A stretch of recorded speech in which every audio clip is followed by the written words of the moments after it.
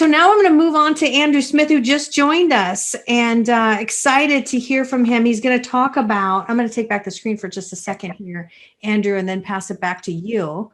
All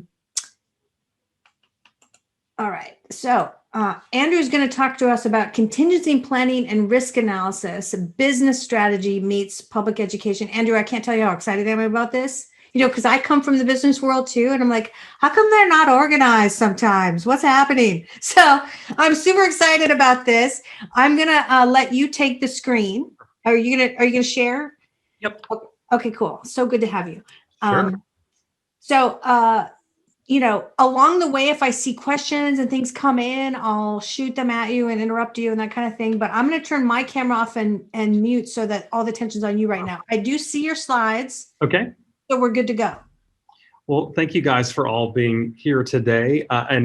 As you've mentioned, I am super excited to share with you what is more of a business strategy in this space. And I am excited to share it because we educators just don't get the opportunity to have MBAs and other business degrees and background that give us some of these tools. And so I'm really excited today to share with you some resources, some thought processes as you look at contingency planning and risk analysis in your own school district. And so just a little bit on about myself.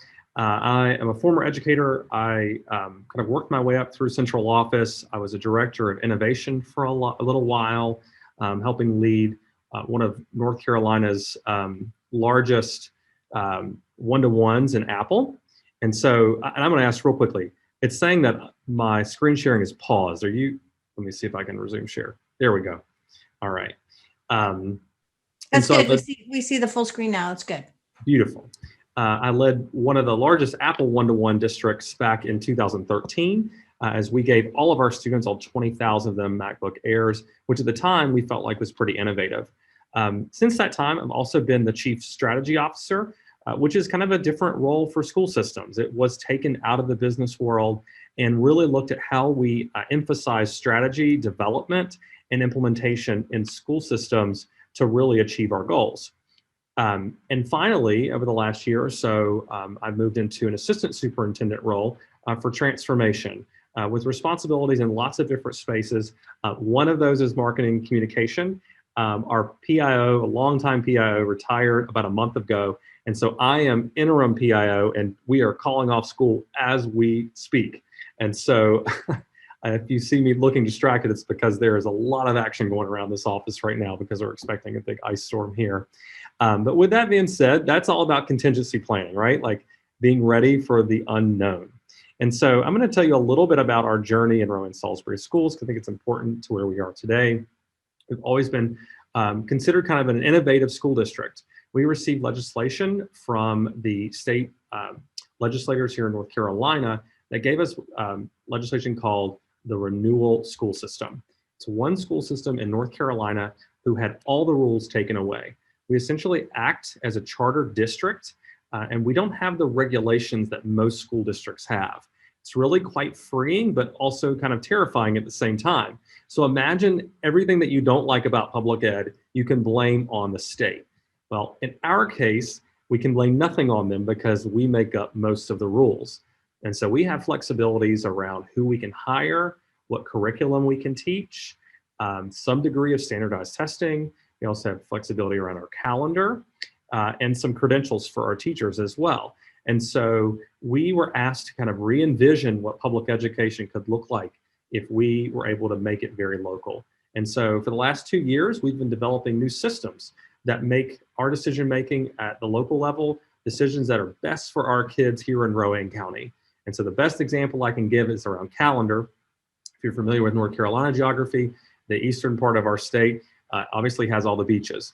Well, they had some really great lobbyists for some time, and they're the reason we went to school much, much later.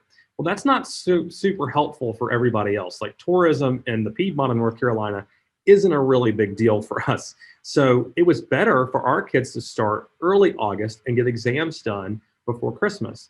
But by and large, most of the state took exams in high school after Christmas because of the lobbyists along the state or along the coastal region. So we have flexibility to do the calendar our way. the way that fits our students best. And that's how you can best describe all the flexibilities we have. We don't fit well with anybody else because we get to be our own. Our hope is that over the next 3 years, we can continue to prove that having these flexibilities is actually a really good thing for school districts, and that one day our peers around us could also have these kind of flexibilities so that you can design a system that meets the needs of your students, not the needs of all the students in the state. So with that being said, we've always tried to think outside of the box. And so part of that has been my own professional development in the school district. And I was asked to get outside of traditional public ed professional development. And I was asked to go into the business sector and to learn from the business sector and bring back best practices. And so I started taking short courses at Wake Forest University underneath their business course and started learning about lots of businessy concepts, one of which is contingency planning and risk analysis. I remember at the time when I took the course, it was a day long, I remember thinking, this is really cool. It doesn't have any implications for me. And little did I know that 3 or 4 months later, we would be tasked with understanding COVID and how to re-operationalize school and how much contingency planning and risk analysis completely fit into the day-to-day of school systems. So my hope is that over the next 20 or 25 minutes or so, I'm going to be able to show you how you can use these tools in your own school district to help prepare for the unexpected. So if I need to pitch a why to you, it shouldn't be hard. The why for contingency planning is coronavirus.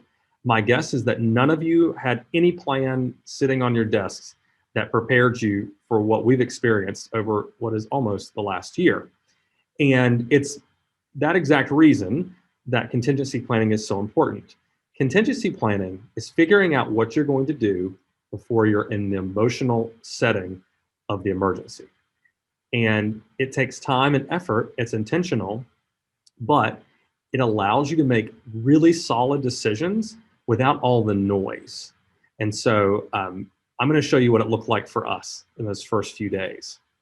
This is us, this is our team. This was around March 13th or 14th. If you're in Rowan County, or excuse me, if you're in North Carolina, if you look on the screen there, you'll see Eric Davis, the chairman of the state board. You were probably watching this too. We were finding out information like nanoseconds at a time. Like everything changed from 1 second to another. You remember these days. Also, just note the room, right? There was probably, there's lots of people behind this too, but the superintendent's kind of sitting over to my left, and this is like command central. We're not wearing any masks. We were a little bit socially distanced, but there's a ton of people in that room. So much has changed, right, in a year. And so we began trying to solve, as you likely did too, for thousands of decisions. Like, what if this? What if that? And then the just kind of cascade nature of all those decisions, it was a bit mind-numbing, and you might have experienced that as well. There were times when I could not focus because of the crazy amount of information that was coming at us, and nothing was solid. All the information we heard one day was wrong the next day. And so I recall thinking back to that process and saying, we have to have a better way of doing this. So just as a precursor, we have about 20,000 kids. We have about 3,000 staff members, 35 schools. We're a big organization. We can't just wing this every day and expect to get all the information out to the stakeholders that need it. We need to have a more concerted effort. So at the time, we started meeting daily, all really around the clock at that point, but we would meet in the mornings like this. We would pump out information at lunch, get it to stakeholders, rinse and repeat day after day after day. And in that time, we decided, well, we should probably start thinking about this more strategically. What would we do if X, Y, and Z happened? And that's where contingency planning comes in. And so I'm going to show you, I'm going to stop sharing and change my screen really quickly to a different screen. I want to show you what it looked like first. So I'll kind of set this first, and then I'm going to go back to it and show you how to do it. And so this was our contingency planning document. And I'm going to give this to all of you. It's in a shareable mode, so you can make a copy of it. So if you'd like to use it later, you can. But we wanted folks to know that we started with our core values and that we had a process for contingency planning. It started small with senior leadership. It got larger and larger until it was out in our community. But this is essentially what we started working from. And these are our contingency plannings.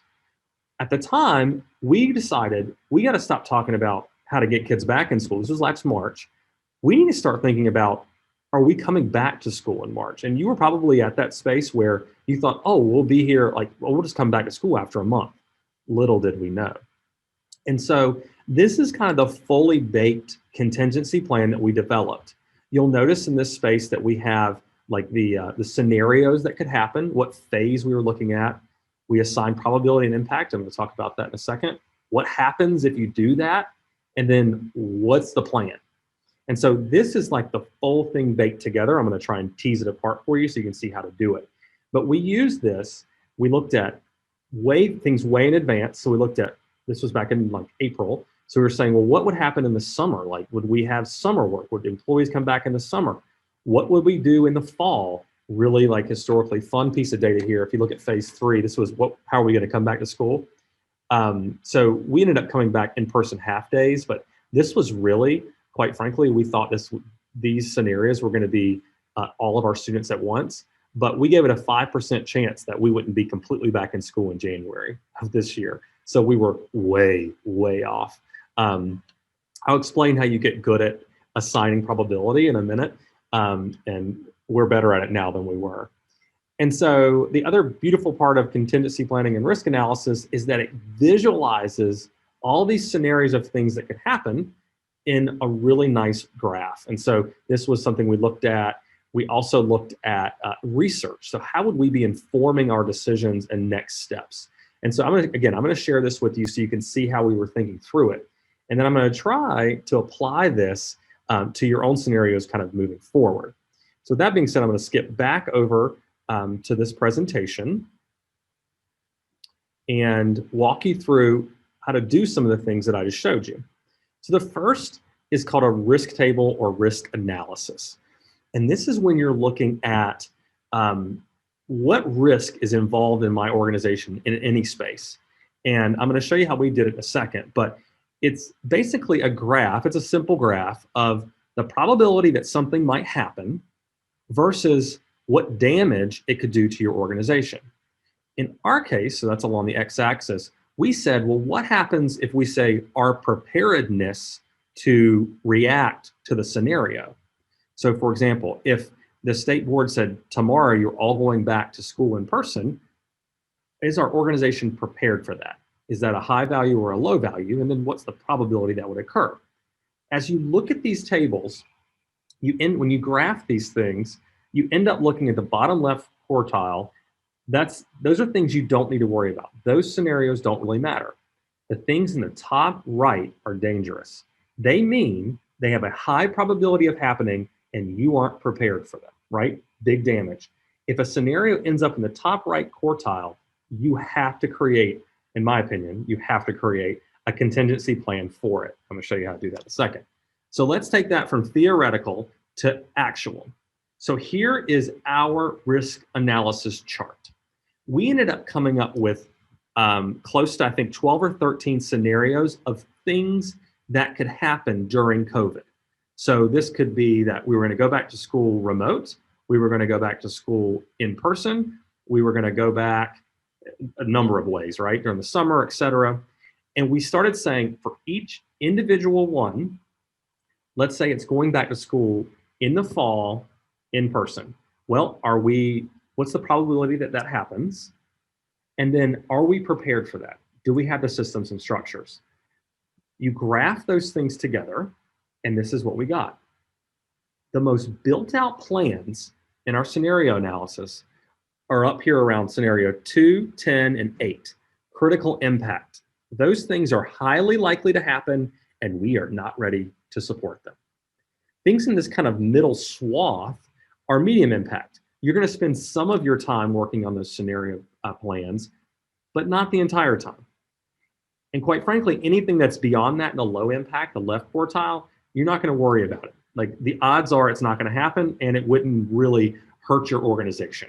So we focused heavily on things in the right-hand corner, the top right-hand corner. That's important to note because when you're faced with 10 to 12 scenarios and the what ifs that exist, this graph, this very logical quantitative process allows you to take the emotion out of it and it spits out the answers for you. It's also a way of getting your whole team aligned around what should be happening for your contingency planning. So let me show you, let me bring this back to taking a risk analysis and applying it to our situation. So here you'll see, this was about getting kids out of school last May. So we had 3 possible scenarios that we could come up with, right? Students and staff return in person, like we naively thought people would come back to school, wrong. That we might remain in person, in-person school remain closed, but our teachers would come back. And then there was one other variation. So we knew the scenarios, and then we sat as a team and said, okay, what's the probability that's going to happen? You have to fashion yourself a bit of an odds maker to do this. You have to really know the research, you have to know the policy and current events to do this well. So you might say, okay, the odds of us bringing students and staff back. At that time, the pandemic was just rising and rising. We pretty much said there's just no chance. Like we talked to legislators, they didn't act like they were going to push us back. We talked to our epidemiologist and they said this is just going to get worse. So you'll notice we assigned it less than 1% chance. However, had we come back, that'd have been a huge impact. We would have not been prepared for it. All right, so as you look at this, you'll see we had one that lands in that 95% chance of happening, which was in-person schools closed for the remaining of the year for students and staff. We were correct, right? We got that one right. Neither one came back, but that was a huge impact. We've never closed school without being in school. It was very new. And so the next logical step from this is, well, if that happens, right? If you're right in your thinking, what are the consequences? Consequences being good or bad. So we would have to figure out year-end closeout processes we've never done. We give all of our kids devices. How in the world are we going to get all those back? And then how are we get all the personal stuff out of our schools? Kids, they just dropped and left. And so those were some big pieces. So from that, you then say, well, which one of those is most likely to happen? So you see here, it says not selected under scenario 1 and not selected under scenario 3. We put our chips and our bet on that second one. And we built out a full scenario plan for it. So, and to parallel this for you, you can use this for anything. Imagine this is contingency planning for turnover in your school board. So imagine that this says 2 out of 5 of our board members turnover. Are you ready for that as an organization? Is it none of them do it?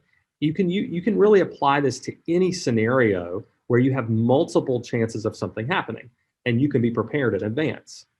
Now, as we look at the actual scenario plan, you would click that link and you would get this. This is the meat, the bread and butter really of meat and potatoes is the other analogy, I guess. This is what it tells you to do, right? So we're doing all this planning in advance, right? No emotional planning here. So this is the idea that no kids or students come back. Remember, we assigned it a high impact, meaning we're not ready for it. We don't know what to do. Our organization just can't deal with it. And a 95% chance of happening.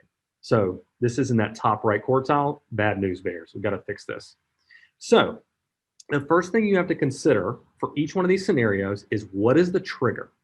What would happen that would cause you to have to enact this plan? It's really important you know exactly what the trigger is.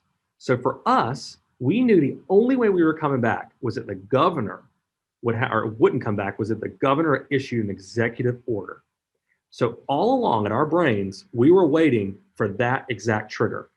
If that executive order got mentioned, this whole stream of work happens because we've already thought about it. It's almost like doomsday planning for the federal government. Like if X happens, here's what should happen because we've already thought this through. So we knew what would be our response. So we would say, we would do these 5 things, right? And then who does it have to be communicated with? Who are the key stakeholders? We listed them out. The most critical element of this plan, right, just for this scenario, is this work stream area and timeline. So in this space, we said, all right, by category of department in our organization, who's responsible for what. So in this scenario, technology would do X, Y, and Z. Who's responsible? And you see we name those people early on, who was the lead and who was the team. When would they do it, right? And so the when changes based upon if your trigger happens or not. But this becomes your full strategic plan for moving forward. So you'll see there's links in here. David Blattner, who was in charge of this work stream, was responsible for coming up with the guidance around technology. You see there's a blank one there because that was something that had to be done. The operational side of our organization, Anthony Van was the lead and he and his team. They had to come up with all these other items. So we can quickly develop a strategic plan and get everything running as soon as the trigger happens.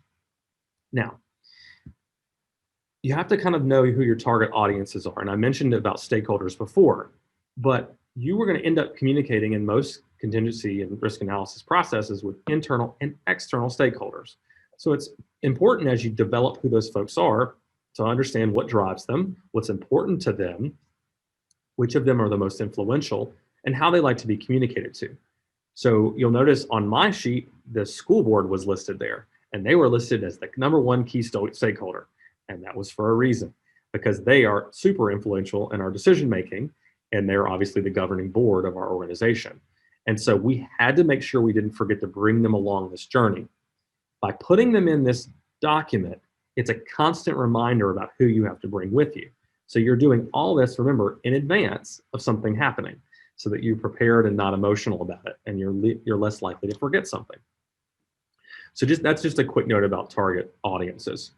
So oftentimes I tell folks like, well, where can I get this content? Like I didn't go to a business class, where can I get some of these strategies? So the first place that I'll bring up to you is a website called mindtools.com. I really love this website. It is, as a strategy officer previously, it was my go-to for templated designs on how to think about the work, how to think about strategy. And so you'll see as you look through the contingency planning process that's on there, as you look through their risk analysis work, they have these templates for you that will help you design it as well. And so please do check out Mind Tools. For the most part, it's free. There are some options to upgrade depending on how much you want to dive into their various components. There's project management, there's thinking skills, there's strategy development, project management, lots of great templated designs in there to help you think about this kind of work. The second thing that really helped us, and a tool that's free to everyone, is Google Docs. And so we had, as I showed you, we had close to 12 to 15 scenarios. And so we used Google to link all of these things together. We needed a seamless platform, and you can see it blank here, to allow us to work on this collaboratively.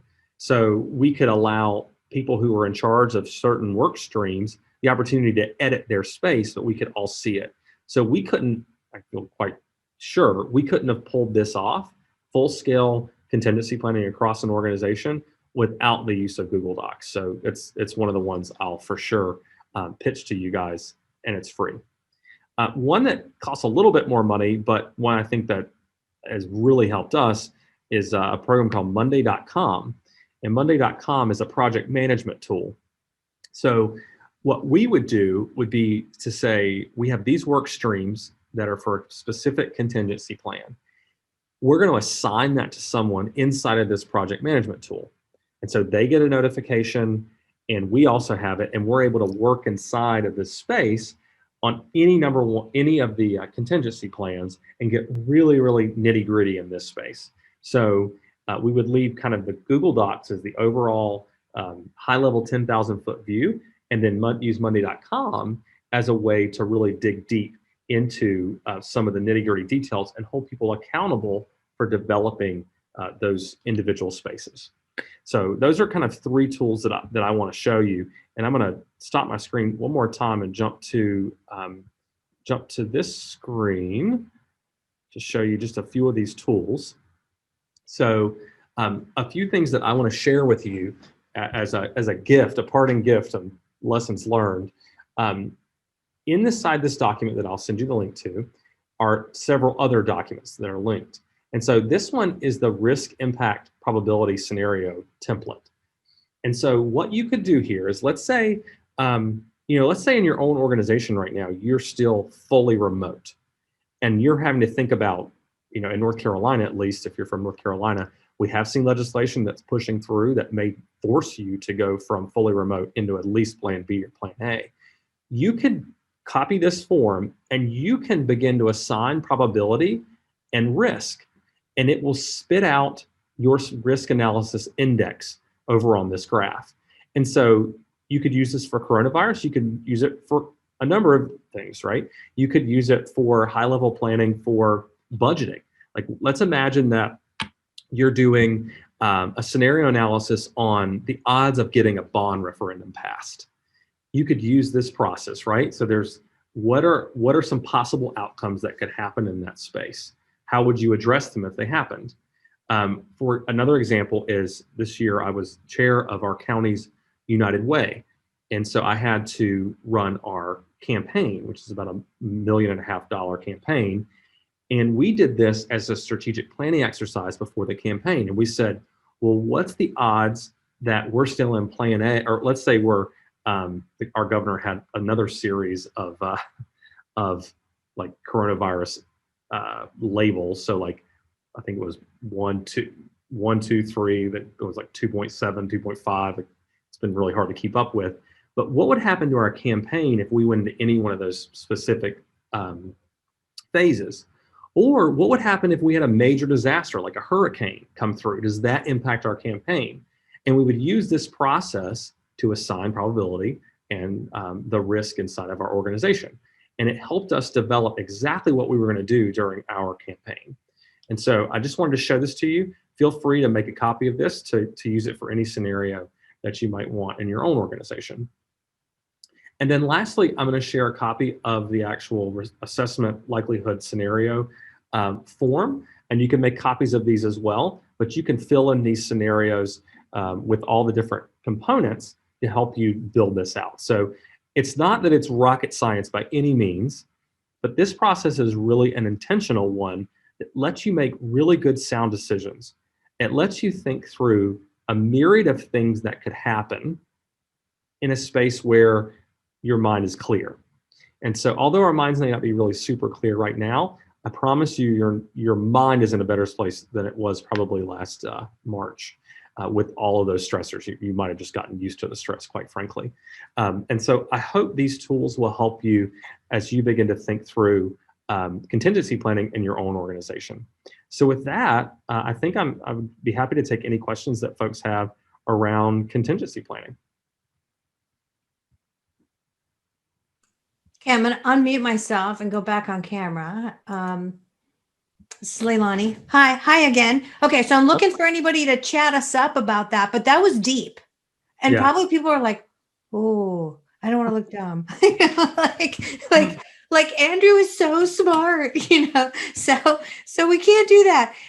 But I'm boiling with questions constantly. But where I want to take you now, since I feel like I have one of you brightest mind in the area, I feel like what I want to say is that the market feels like it's at a moment, all of education, because we've had 20,000 some people on events since April. Sure. And almost all the big districts so far. We still have more events to tour through the country on it. And I feel like we're in a moment, and let me compare it like this. And now that you've got like the business mindedness thing going on, Andrew, is that there was Walmart and Target, and then there was Amazon, and Amazon started to eat up everything. And then Amazon backwards engineered and bought up a retail. Okay. And at the same time, almost mirroring them, Walmart backwards engineered, and I've talked to some of these Walmart engineer guys, and they have online. It's not as cohesive of an experience in either place. But the starting point all through the pandemic for all of my grocery buying was online. And we have a store called Rayleigh's in Bel Air here in Sacramento, California. So we order everything and then set a time, and then they come out. It feels like we're in a structural shift. Sure. And part of what you're dealing with contingency planning and risk analysis is going to fall into the deep hole of structure shift. Mhm. What are, because technically, I don't feel like public education is built structurally for this age in terms of its classroom physical structure focus, but nobody's thought through how we're going to do it. Like Walmart still has stores and greeters. They're human, but they also have this other methodology that is now, even before you go get your groceries, you do your full order. Yep. So what are your thoughts on that structural thing? Like how are you getting like whiffs of that in all this planning that you're having to do? It's like, wow. Yeah. Yeah, I think probably everyone is. I think the first product of our contingency planning, and I'll back up just a second to say, I manipulated this process a touch, right?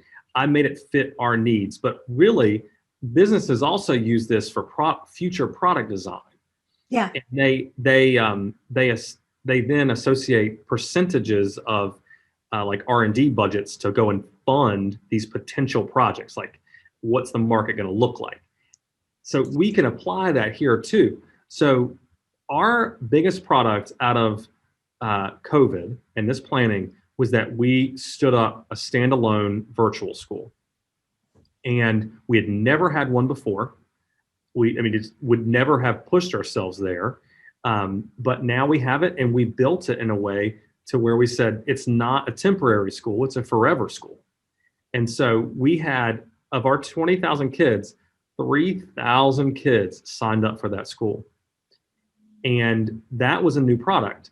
And for us, we had to do that. Otherwise, they just weren't going to, they were going to go to next door to the other virtual academy that was, in another county. Yeah. And so it forced us in our product design or in our business model per se, to think differently about what our consumers were needing.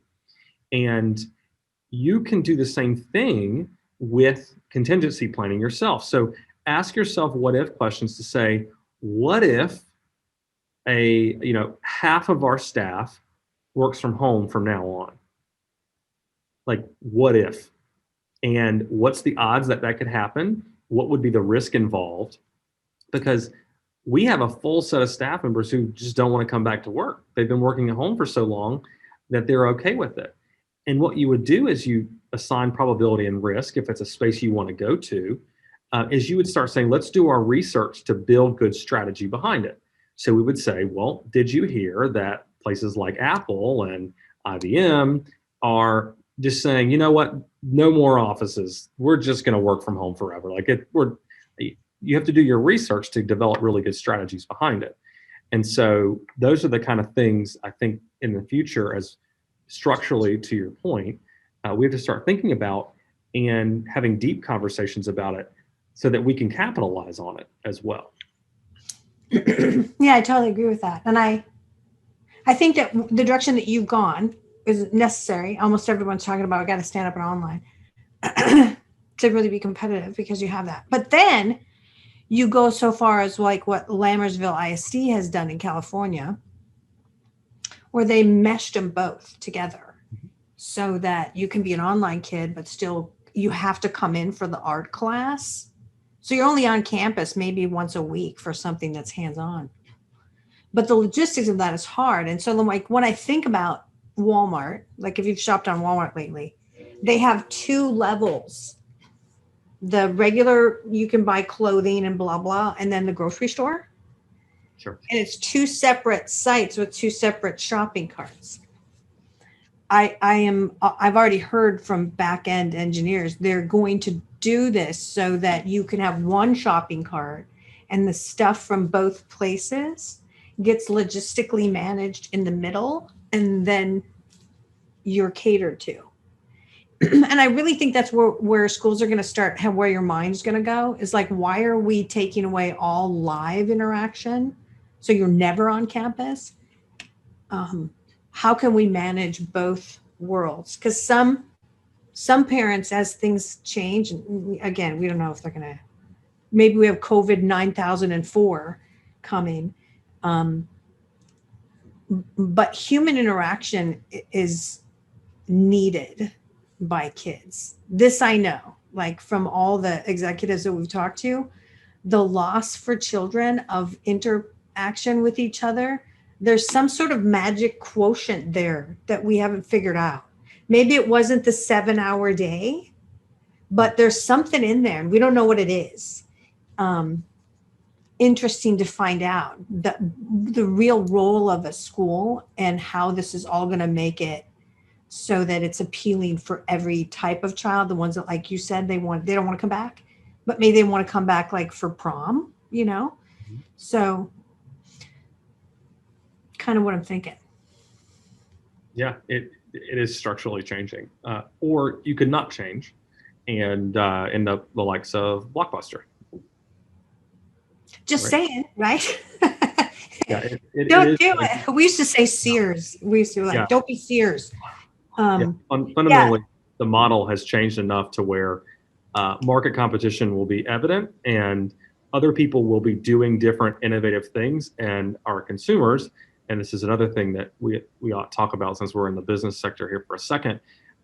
If you really look at who is your customer and you look at the formal definition of customer from a business lens, we often misidentify our students as customers. Yes, students are end users. Parents choose, customers choose. Now, we have a great product, right? We have a great business model because our price is great, because it's probably free for the most part. You pay your taxes, but for the most part, it's free.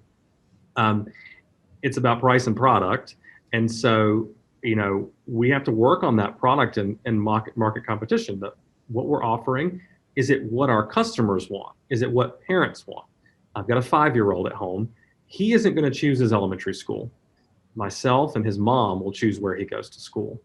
And so because we for so long, and I'm not saying we shouldn't be student-centered, we should, because there's a real good correlation between the happiness of my child and me. And so those things are intercorrelated, but you've got to cater to some degree to who your customers are. And if you don't, this isn't a monopoly anymore. Just because that kid was born in a certain zip code doesn't mean they're going to show up at your door anymore. And we used to assume that birth rates equaled enrollment rates, and they do not anymore. Very good points. And that reminds me that we originally promoted this hour a little bit along the lines of let's talk about motivation. So I want to tie that into everything that you just shared. Sure. Motivation comes down to what you just said about your 5-year-old and you. You look at your child. Are they an introvert? Are they an extrovert? Are they motivated by a sense of power? Like I get to help teacher run the class. I get to be the person who goes around. Like I remember kindergarten, there was a little magic wand where you get to go bonk kids and wake them up from the middle of the day nap. That was a power surge for me. I loved it. But you know your kid. So I think where motivation discussions have to go in terms of how the planning is done is all the teachers need to go beyond social emotional, the sort of blanket looks at all kids as driven by the same sort of ulterior motives or interior motives. Look at like what motivates people. So we had this whole thing we were doing last fall with our regional events from a guy who talked a lot about motivation. And, some kids are completely motivated by affinity, being around other people. And other kids are completely motivated by a sense of personal inquisitiveness. And they're the ones online right now who are like, I'm so happy. This is awesome. I want to be online for the rest of my life. So I want to say that I think that the contingency planning is going to go that deep in terms of let's look at the individuals and what motivates them. And I see all the technology swirling around, starting to hunker down on that. So what are your thoughts on how far we got to go with individual motivations? Yeah, I think you'll see personalization, just as you've explained in the Walmart example. It's very individualized, your experience for what you want. Will be, we've seen personalization and moving into the educational space. I think where we've been lacking is figuring out how to operationalize it. And I think as we see more and more in the development of ed tech products and AI, I think you're going to see some of those spaces pushing back and supporting some of the unique personalized platforms that will likely be needed to kind of pull off what we're asking for here. And I wouldn't be surprised if we don't see like a spring up of, we talked about micro schools before, really small schools that cater to diverse needs. I wouldn't be surprised if we don't see that kind of reaction to this as folks have realized that they like certain things as coming out of COVID, like they really enjoy being together, or they don't, or they like the lifestyle that their children being remote provides them. And we're going to see that the market, which our parents are going to be asking for some new choices.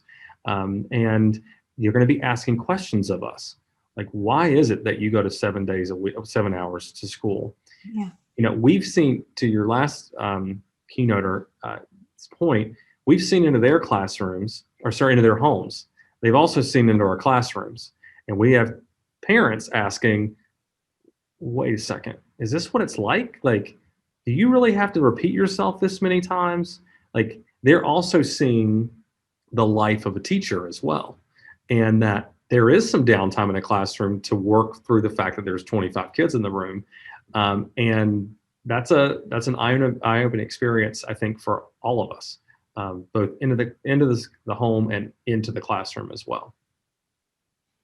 Yeah. So Andrew, I'm going to try to send you our, it's called the hybrid twister logistics game. See what you think of it. I like that. Yeah. Yeah, because I really think we're moving to a point where algorithmic management of cohorting based on pace and Uberization of the intersection of teachers is the future. That's really kind of what I think. I mean, I'm willing to be wrong, totally, but just stepping back like you've had to do in this whole contingency planning, I look at the lay of the land and it's a 150-year-old, 200-year-old structure. And it doesn't seem like it's going to really stand. It's the mass attrition to alternatives is somewhere between 33.6 and 42% of the market. You're in a unique situation because you're over there in charter land. Sure. But, you know, a lot of places, a lot of the biggest districts we've had on this event are like, wow, we've lost a lot of kids. We're hoping to get them back. Yeah. But they're not necessarily talking about a true structural shift. Mm-hmm. And I'm going to start urging that even more. Sure. Only because I feel like I want to save public education. We don't want a tax fight. We get any closer to 50% of the market left the building, people are going to like, hey, why am I paying for this? Sure. Like, huge portion of us don't even want it. So why, like, we're out. And that's that. I don't want that. Right. That'd be ugly. So very interesting work. And I think probably you're going to end up doing it more. I mean, this year doesn't seem like it's going to be normal. What are your thoughts? No, I think our contingency planning process now is, what does the fall of next year look like? If you're just planning for right now, you're behind the 8 ball. And that's what we've learned over and over, is that this process is always far in advance of where you are. And you need to be thinking now about what the fall looks like, because, only a few more months and this is over. But, in the fall, are you going to reopen differently because of all of this? Are you going to slide toward competency-based education because now your kids are all over the board on competencies? What are you looking at in the fall of next year should be the question that you're focusing on. And that's a daunting task to say during the middle of the pandemic. But if you want to be prepared for it, ask yourself what if questions. What if 50% of my kids are behind grade level? What if 75% are behind? And what if 100% are? That's 3 scenarios right there. What would you do if that's the answer? What strategies would you employ if 100% of your students are behind grade level? What's the probability that could happen? And how prepared are you to address that? And if you answer those questions I just asked, you just completed a contingency scenario analysis. Well, our January national survey, schools indicate that average is 51% of students are behind nationally in something. Mm-hmm. Sure. So 100% would be scary. But I think also that the communication that guys like you and other executives and districts has to be is like, listen, we're in a pandemic. Hello. Sure. This is like, it's not going to be normal. Like, don't expect us to be Superman. What are you doing? I actually am really proud of the thinking that you've brought into this. And, this video will now go out nationally and other people are going to be all like, hey, Andrew, we have to ask you 97 questions. Sure. So people do that. Sure. Because people will. But super awesome work. And so I'm going to just make sure there's nobody on here with chat questions and all that. A lot of our attendees watch later. They register and they don't show up and then they watch later. And then others in the whole national market. So as we promote this, we're going to talk about exactly what you called this particular session. But thank you. Thank you for being with us today. It's awesome. I wish I could have seen you in person, but there's no travel right now. Yes. Sometime soon. Yeah. Someday I'll get to be on the road again, and hopefully I'm not too old for it by then. I'm like, I don't want to travel anymore. But it was fun when I did get to get out there and come to North Carolina. I loved it. So continue. And our love to all of you there in your district and all the other districts that are on the line right now. It's like, hey, we're all in this together. As Americans, we all stood up and we did something about it. And there is some learning going on. And that's the plus, right? Just take your blessings where you can get them. So that's something to be proud of. So thank you again. Our good friend Al from Walch is going to share with us what's going on in Curriculum Engine, another easy button in the mathematics realm. So go ahead and share forth. We're excited to hear from you guys because you're the newest easy button we found in the market, and we're excited for you to share. Oh, great. Well, good afternoon. My name is Joanne Whitley, and I'm the Senior Director of Mathematics at Walch Education and the Curriculum Engine. I have on the call with me Al Noyes, who is the CEO. And so today, we are happy to be here to share with you some great information around the Curriculum Engine, but we really want this to be an interactive discussion. We want you to feel comfortable to ask questions and questions of you and to respond. You can unmute and respond if you like, or you can drop that in the chat box, but we definitely would like for you to consider that. So on this next slide, I would like for you to take a moment to look at what we have found to be issues in school districts across the country. As we have worked with districts, they have shared with us some of these issues, and we've done, a lot to help them find solutions for those. But I wanted you to take just a moment to look at it.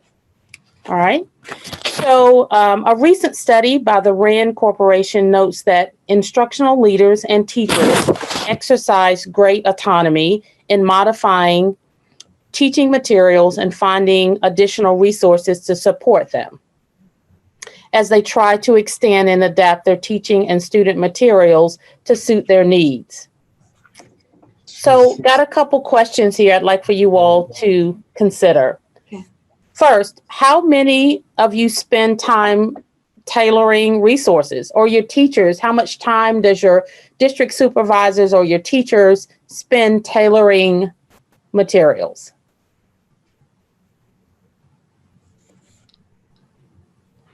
And you can unmute yourself or drop something in the chat box if you'd like. So we are sure that you probably do have a lot of teachers tailoring as well as district supervisors materials that you have. So let me get you to think then a little further about that. Where do you find resources? Where do your teachers in mathematics, where do they find resources? And not just mathematics, but in all, where are they finding the resources?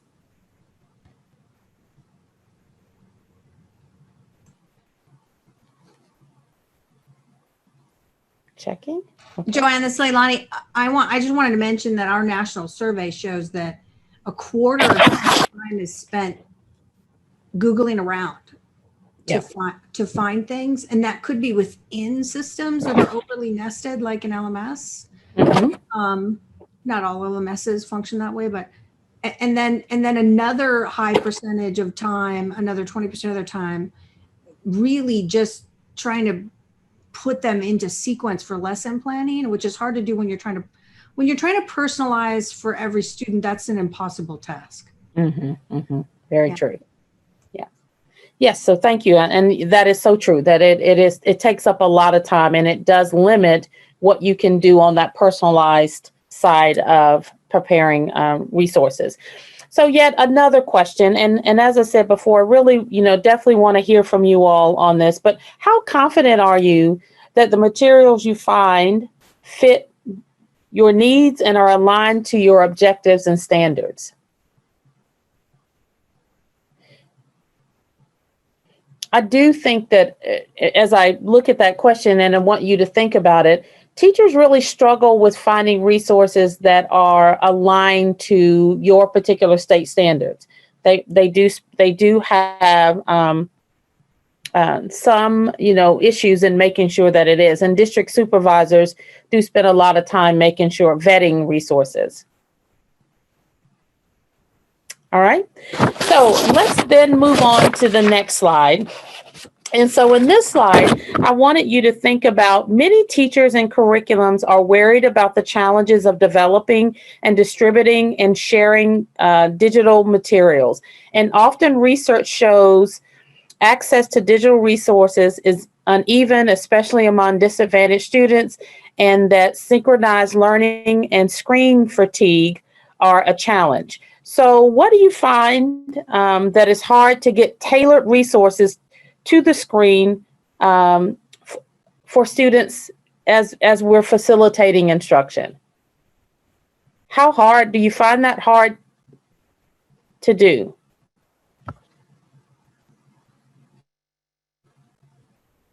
So I see in the chat box that we have from Lisa, and Lisa is saying that she's not a math teacher, but I definitely spent a great deal of time tailoring resources and finding resources. I find resources on Teachers Pay Teachers, YouTube, and all over the internet. I'm on the Google very often. And I guess, the question still comes back to, are those resources, how much time do you have to spend making sure they're aligned to your standards? And are they resources that you're able to bring to the screen when I think about our online learning? So that's a thought to think about.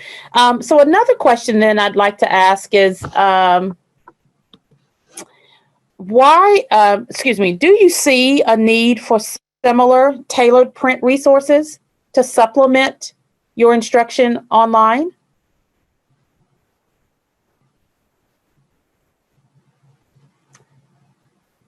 Are there, so thinking about that, do you find it necessary to have print resources in addition to the remote and online learning?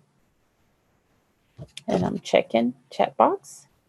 Yeah. So I do want to just mention something here that I think is important to know. We're hearing more and more from districts asking for print resources to go along with their digital.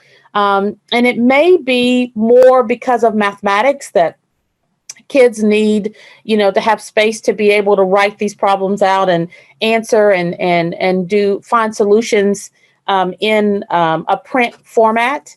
But we are starting to see that. So you'll see here in this particular slide that we spend a lot of our resources in our curriculum engine is digital delivery. You can use our LMS, or we can, work with yours. We have that ability.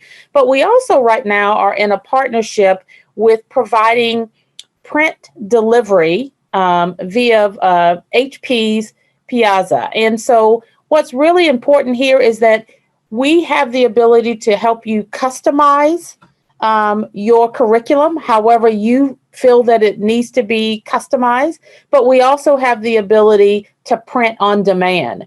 So not that you just get any workbook, you get a workbook that is aligned to what you want taught in your schools and in your districts.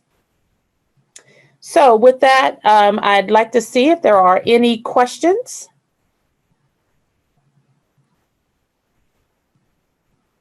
Any comments?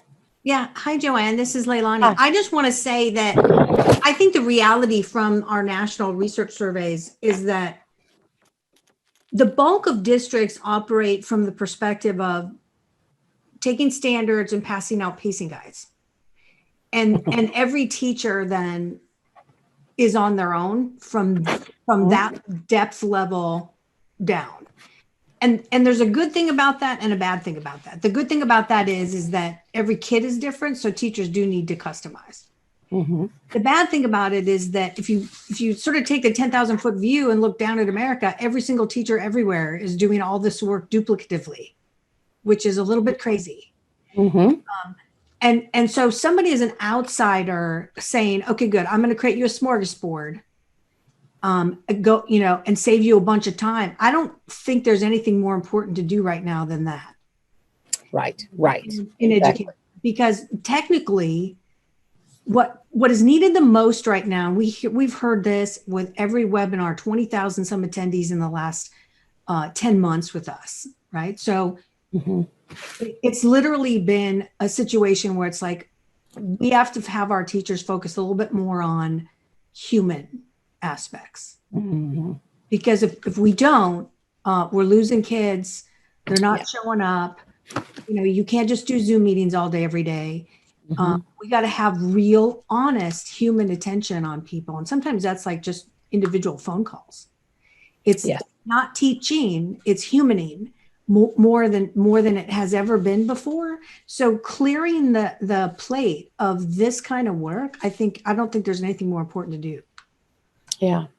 Thank you for sharing that, because that is very well said. And you are right, because a lot of our time is spent customizing and doing all that work, when you're right, it is that human aspect that we do need to think about, especially in the times that we're in now. Al, do you want to add anything before we end our short presentation? Well, I did want to say that, can you hear me? Yes. Yeah, that the human aspect, I agree, is extraordinarily important. And it's not about simply students, it's also about teachers, because teachers have different needs for different instructional objectives and at different times. And one of the districts we work with, as an example, purchases in mathematics only about $4 million of workbooks a year. Half of them never leave the warehouse because they're not the right thing to have at the right time. And when they do leave the warehouse, a lot of the pages, the consumable pages simply aren't used. So it's tremendously wasteful, tremendously one size fits all. And one of the things we're trying to understand is there a value to being able to respond to teacher needs and student needs at the moment, not only digitally, but in print format. And hopefully that's something that makes sense to everybody. Hey, Joanne and Al, thank you guys very much. And I'm excited about your work, trying to save work for tons of teachers. I think it's awesome. And I think I'm going to be ending off here if there's no questions, and just saying thank you again, Andrew. Sure. Thank you, guys. Take care. Okay. All right. Thanks for being here, everyone who said thank you to me. And see you tomorrow. You're free to move about like in a limited fashion with masks and all safety that you can. So see you tomorrow. Thanks for joining us.